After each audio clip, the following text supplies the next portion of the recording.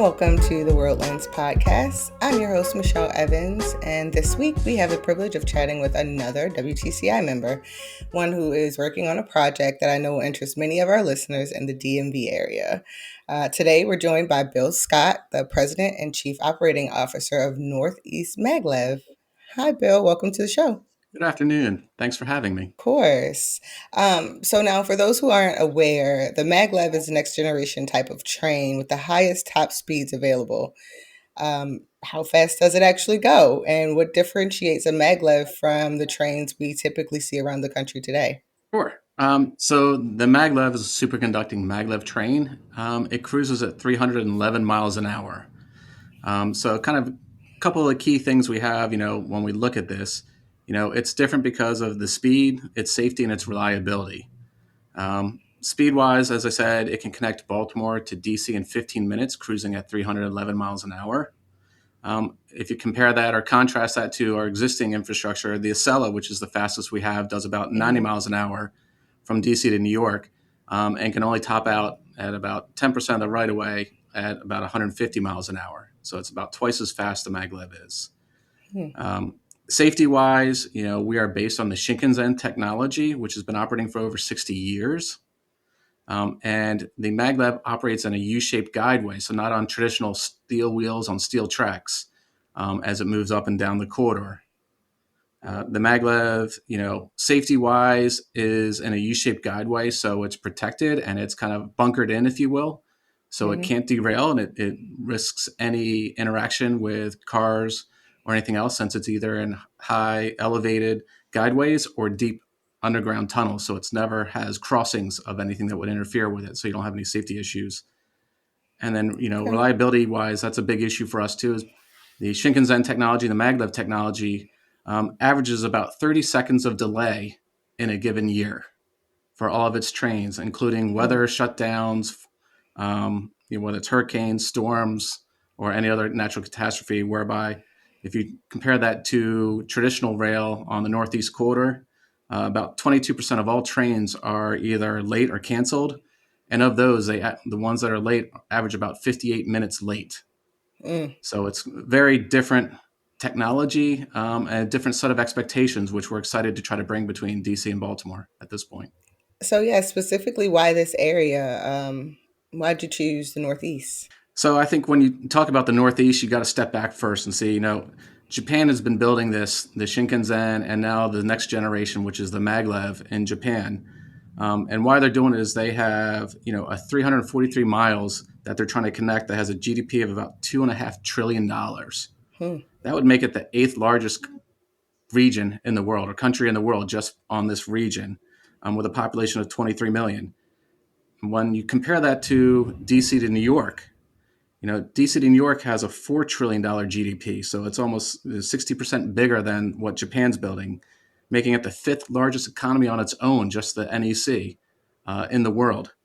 And it also has 41 million residents, so almost twice the amount of residents, and it's on a third less. It's only in about 230 miles, so it's more condensed, more packed, higher GDP, Mm-hmm. which, when the economics work and the mobility works in Japan, it should really work exceptionally well in the US. So as we look at here, our quarter, we have 60% of the GDP in our quarter with a third less distance. And then, the NEC itself, which goes from DC all the way up to Boston, has 17% of the US population on 2% of the landmass. So Mm-hmm. we're very congested. We're very, as you drive around, you notice the congestion now. It's back in full force. It Right. takes a long time to move anywhere. And right now, what we're doing is trying to do the first phase of the DC to New York and do Mm-hmm. it DC to Baltimore. And what we're looking at doing there with a stop at BWI is put 70% of it in deep tunnel and only have Okay. 30% above ground, so we don't have to take any homes between the two cities, which is a major undertaking for a major infrastructure project like ours. Yeah, so your project is currently undergoing an environmental impact statement review. Can you tell me a little bit about that process and what your team is working on? Sure. We've been working with the Federal Railroad Administration, the FRA, and Maryland Department of Transportation, MDOT. So I'll just clarify them. So if I refer to them by acronym, going forward, everybody knows what they are. Since 2016 on the environmental impact statement. Um, this is a long and arduous process to go through. Mm-hmm. Uh, as I said, we started in 2016. We were to look at three potential right of ways.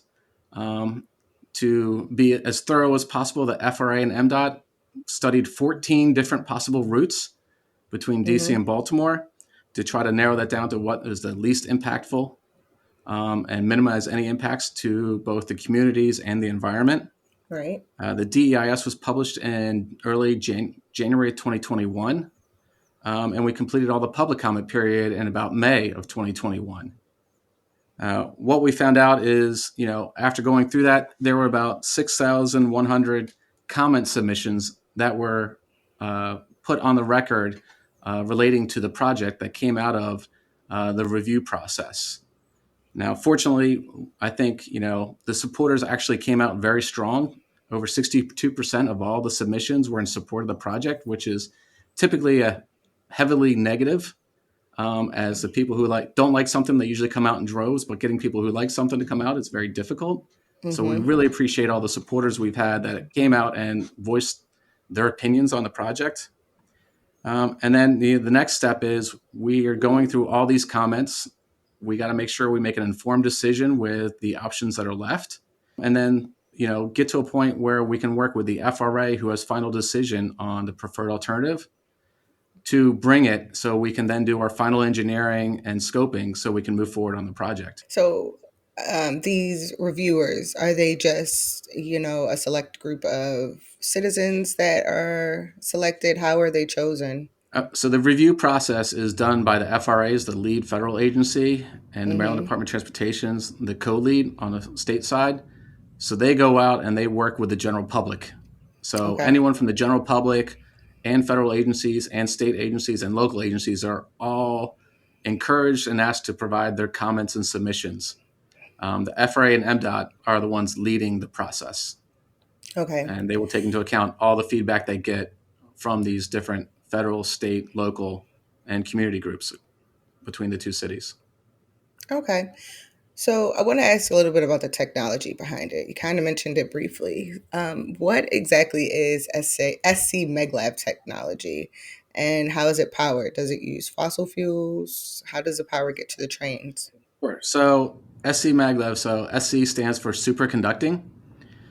So what it is, it's a superconducting magnet that is on the side of the train. These are magnets that are cooled to very extreme cold temperatures so that when you do the um, dynamics of how electricity transfers, you can create magnets and levitate the train and propel it. Mm-hmm. So the idea is that, you know, when you're going 311 miles an hour, you can't have, catenaries, which are the pieces that on top of the train hitting the power lines, Right. um, due to friction, and you have to make sure it's safe and reliable. So with that, it is powered by electricity, and Mm-hmm. it's the easiest way to explain it. It's powered just like your iPhone is when you put it on one of those charging bases with a magnet. Mm-hmm. It's called induction charging. And what is done is they've come up with a way to use induction along the whole guideway. So from underneath, it will power all the systems, all the electricity, all the air conditioning, everything on the train without having any type of cord, if you will, that moves it along. So the idea is you have electricity that is coming through induction, kind of like your iPhone is, and Right. it moves everything, and then it uses magnets to propel it, keep it safely locked between it, about 4 inches off the sidewalls and the bottom, as it travels up to 311 miles an hour, and then goes from DC to BWI to Baltimore City. The one interesting thing also is that we've also in our EIS put in a option or the ability to do green power completely to make this a completely green train by powering it from wind from Western Maryland.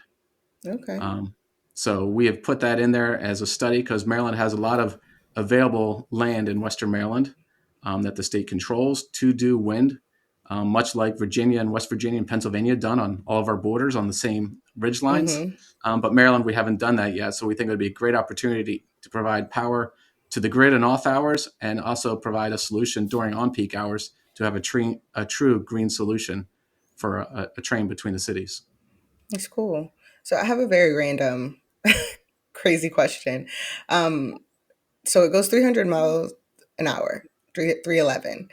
How how do you stop something moving that fast without causing like an abrupt jerk for everyone on the train? There's multiple safety systems in place, right? So one, the train is always accelerated and decelerated at very low G, so it's not a roller coaster ride. Using the magnets, using the sidewalls act as magnets, reacting with a superconducting magnet on the train itself. Mm-hmm. It's very smooth, very stable, and locks it in so it does it. There's also wheels on the bottom of the train that come down when it gets down below 70 miles an hour, as it has to not levitate when it's sitting in the station. Right. So those obviously have brakes in case you need them in an emergency situation. And it also has kind of what we call the Mickey Mouse ears Mm-hmm. that pop up. So they're basically air dams that will pop up, like you see on jet planes where they have thrust reversers, Yeah. that will go up and capture the air and slow Kind of the decelerate train it. down organically, if you will, as another redundant way to slow down the train. Okay. Yeah, I was just curious. No problem. So bit of an elephant in the room, especially regarding anything requiring federal government approval. With this new administration, there's been a pause on a lot of those programs. Have you seen any impacts to this project in the process at all? Or, I mean, if so, is there a new timeline that you have? I would say not yet. I would say it's too early to realize what the impact from the new administration is. I mean, they're about 1 month in, just over 1 month in, and it seems every day things change. Yes. Um, I would say we kind of have high hopes because as we look at the new administration, they are very interested in figuring out ways to do something not on the government dollar being the only way to pay for things. They are really interested in Mm-hmm. private public partnerships. They're really interested in finding significant private investment that is coming in to build infrastructure, which is what we're doing. And then we have significant support from Japan, one of the U.S.'s major allies, for both the technology transfer and and honestly bringing in the technology from Japan. They're willing to help subsidize that with loans from inside their country. So it's from our standpoint, it's kind of a win-win situation Mm-hmm. where we can use less American dollars, really encourage the foreign investment and financing, if you will, of bringing in any material or systems from Japan, which is a major U.S. ally. So strategically, we're aligned. And then at the same time, we have a technology where we have exclusive rights to bring it to the U.S. at a zero royalty, right, to Mm-hmm. keep costs down so that people riding it aren't paying that extra fee, which would be buried in it. So it's kind of one of those ones where we think it could work well, Mm-hmm. but time will tell how the new administration reacts. So speaking of budget, Maryland's budget is also kind of up in the air and having some challenges right now. Does this affect anything on your end and transportation funding, even though you said you're trying to get some investments from Japan? Sure. I mean, from our standpoint, Maryland's budget and transportation funding, we don't impact that in any way. Okay. Right? Maryland has its own issues. MDOT definitely has its own issues with funding, as does a bunch of different counties and jurisdictions as they go through their new budget. Um, Northeast Maglev has never asked for any state funding, doesn't plan on asking for any state funding. We've been very clear about that. We've been operating since 2010. Mm-hmm. We've put in over $160 million into the project now with $0 from the state. And even federal grants that we've won to do the study for this project, which helps with the EIS, that has a state component. Our company has taken that portion that the state is supposed to match, the 20%, and paid it out of our pocket. The state has been Okay. $0 out. So we think, the state of Maryland has its own priorities and has its own budget needs. They Mm-hmm. need to do whatever they want with their dollars. We're not looking to use it. And end of the day, we're looking to just figure out how we can help with those dollars and bring economic growth into Maryland. Mm-hmm. Right. And I think one of the big things we've seen is, even I think last year, the TRIP report came out that said is it costs Maryland about $5.8 billion a year by doing nothing. Right. Because it between the congestion, 30% of our congested roads are between DC and Baltimore along the 295-95 corridor, Yep. right? So you have to get cars off the road. Um, we're expecting to remove about 10 to 12% of those cars, which would help pollution, help people's travel times, and help spur economic growth. Right now, it's hard to do business in DC and Baltimore on the same day. Yeah. So we're looking to change that, which should only help Baltimore and Maryland grow. So I'm curious about, you're probably not even at this point, but the price point versus the Maglev and like the Acela, for example. Is that going to be like a significant increase in how much people will have to pay for this type of train, or is it going to be comparable to what's going on now? What we've always said is about $1 a mile, right, is what Okay. the cost would be on average, depending on when you book it, how you book it, where you book it. Just like the airlines, if you do it last second, last minute, and walking in and there's no seats left, it's a lot more expensive. Whereas you book it a week in Mm-hmm. advance or you book it on off hours, it'd be cheaper. But we've always said it'd be about $1 a mile, so it's about $33 one way. Okay. When you look at that, take Mark for instance. A mark, two-thirds of it is state subsidized. So it's coming out of the budget issues and transportation issues we have today. Mm-hmm. Whereas you and I, as the individual, might pay $8 or $9 to ride it. The state is then funding the other, $16 to $18 for a total ticket of $27. So it's Right. pretty comparable. It's still cheaper than what a Acela would be. So Acela typically averages $45 to $50 between Yeah. Baltimore and DC. So we think it'd be very comparable without asking for state funds to do that, and be very, especially when you have 15 minutes versus an hour trip. It provides another option. It's not a solution for everybody, but it provides another option depending on when you have to travel and what your needs are. So, what about the final ownership of the Maglev? I know you were talking about getting some like private investments. Would it be a private company, or is it going to be? Well, you said the government isn't really involved. So, who has the ownership? So right now we are a Maryland-based privately owned company, Okay. right? So completely, U.S. Maryland owned, right? Maryland-based privately owned company. We'll be looking at using all types of financing uh, structures if possible. We're looking for financing at low subsidized financing from Japan, which we could subordinate. We're looking at working with the grants that are out there, and we're looking with the Build America Bureau under the DOT, which finances large infrastructure projects to do that. Now, based on the final price and the final financing we can get from everywhere, it'll depend on if we go raise more private financing to do it. But at this point, based on final design, will dictate how much it is and how much we need to get from different resources. But at this point, it's still privately led and Okay. expected to be privately held at Hmm. this point. So we talked a little bit about routes earlier, and you said that it's not going to share any existing lines with like Amtrak or Mark. Correct.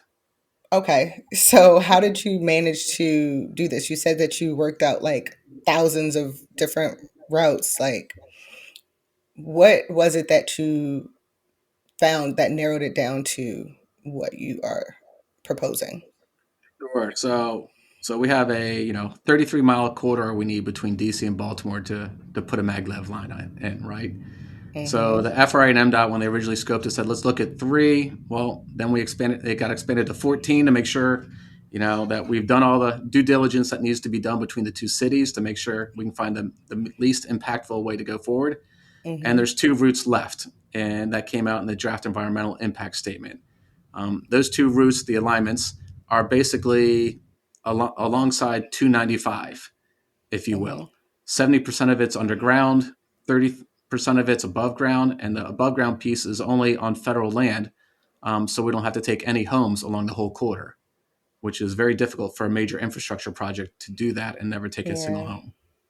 interesting. So, I mean, I've seen maglev trains in like media when it comes to like Japan, and the movie Bullet Train is great.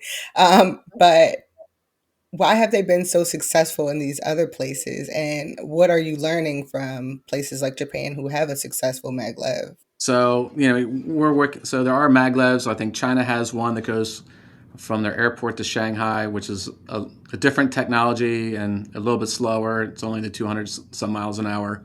And Japan is obviously they've been working on this for over 20 years, and they're building out their route now. And as I said earlier, it's 300 plus miles route that they're working Right. out from Tokyo to Nagoya to Osaka. So they're rolling this out in parallel and doing this after spending a lot of time and effort to do it.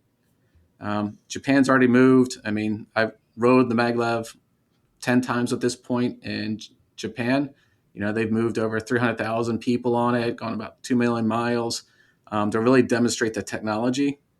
Mm-hmm. And our biggest issue is people really don't think the technology exists, right? They don't understand it because we don't have it in America. Right. So even last year, we took a group over in the summer to ride the Maglev that were local from this area. And it was a great trip. We had a good group, and there were all ties to the region. You know, we had people from the NAACP, the Hispanic Chamber, Prince George's County, Baltimore City, and the editor of the Baltimore Times that all went just so people could experience what does this do? What could the future be like? And what does it do for transitory development to encourage economic growth in these cities? Mm-hmm. Because you always hear it and talk about it, but until you see it, it's really hard to understand what we're truly talking about at 300 miles an hour when we struggle to get over 100 miles an hour on trains in the United States. Mm. So, what was the takeaway from the individuals who got to experience it? They all loved it. They're all huge fans. They might have been on the fence beforehand, but they're all very supportive of the project. They've engaged, and we talk to them regularly at different events, and they help. Um, you know, Anytime we need to talk to people and provide firsthand experience, they're open to talking to people and really sharing their experience. It's really been a phenomenal experience with them last year, and for the 7 or 8 months since then, also. Nice. So, you've been in business since 2010, but this project is pretty much still in its early stages. What still needs to happen? And when do you estimate that someone can get to DC to Baltimore in 15 minutes? Sure. So, yeah, as any environmental process, there's a whole lot of hoops to jump through.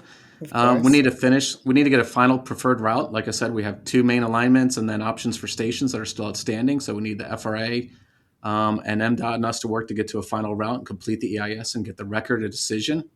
Hmm. At the same time, we need to complete the safety rules, right? And one of the big issues is there's no trains operating over 200 miles an hour, more or less 300 miles an hour in the United States. So Right. we have to get a rule of particular applicability, an RPA, Oh. which gives the guidance of how you operate a train in the United States so that you can get your authority to operate this train in the United States. So we'll work on that in parallel. And then once we have that, we'll go to, work on the final engineering, permitting, and financing. And it'll take about 8 years to build from the time we break ground. Most of that dependent on tunnel boring machines. Since we're Mm. 70% underground, we're limited to how fast they can go. So while we really hope someone comes up with a new technology that'll double the number of feet from 30 to 60, that would shave down our build time dramatically. But at this point, Hmm. it's roughly about 8 years to build. Very interesting project. I'm curious to see how it all pans out. And I know a lot of other people are as well. Where can they go if they're interested in following this project or voicing their support? Sure. I mean, obviously, our website's the first place to stop. So we have, northeastmaglev.com is a great place to start. They can register to support and join. We have over 61,000 supporters at this point, Hmm. up and down the quarter and across the country, who are interested in the project, support the project, and have weighed in on our behalf.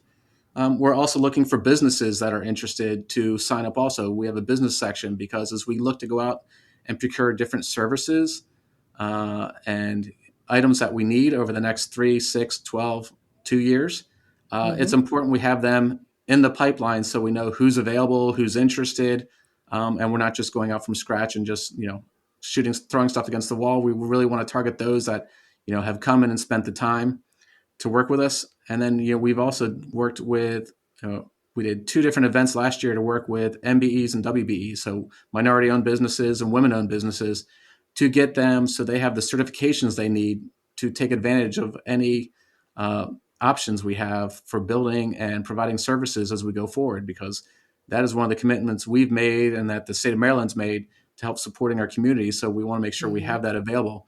So those three things are kind of the biggest things right on the website. You can sign up, and then obviously you can follow us on Twitter, Facebook, Instagram, LinkedIn. If you just search Northeast Maglev, we should pop up and be available. Awesome. Well, Bill, thank you so much for joining me today and kind of answering all these crazy questions I had. And as always, thank you, listeners, for tuning in. Please visit WTCI.org to follow us and learn more information. And also follow us on social media channels at WTC Institute. See you next time.